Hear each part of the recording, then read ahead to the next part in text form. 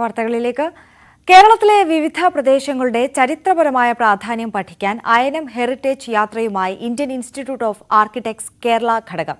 കാസർഗോഡ് അനന്തപുരം മുതൽ കന്യാകുമാരിയിലെ എരണിയൽ വരെയാണ് സംഘം യാത്ര നടത്തുന്നത്.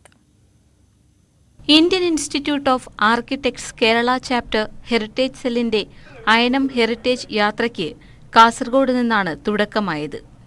25 വാസ്തുശില്പികളുടെ സംഘമാണ് 15 ദിവസം കേരളത്തിന്റെ വാസ്തുശില്പികൾ, ചരിത്രകാരന്മാർ, എഴുത്തുകാർ തുടങ്ങിയവരാൽ ക്യൂറേറ്റ് ചെയ്ത സ്ഥലങ്ങൾ സന്ദർശിക്കുന്നത്.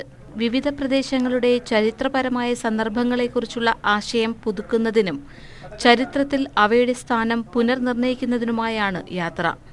കൊളോണിയൽ കാലഘട്ടത്തിന് മുൻപുള്ള കേരളത്തിലെ മനുഷ്യവാസ കേന്ദ്രങ്ങളുടെ പരിണാമത്തിന്റെ വഴികൾ മനസ്സിലാക്കുക, കേരളത്തിൽ ഉടനീളമുള്ള വിവിധ പ്രദേശങ്ങളിലെ ചരിത്രപരമായ സമാനതകളെക്കുറിച്ച് അന്വേഷിക്കുകയും മനസ്സിലാക്കുകയും ചെയ്യുക എന്ന ലക്ഷ്യവും യാത്രയ്ക്കുണ്ട്.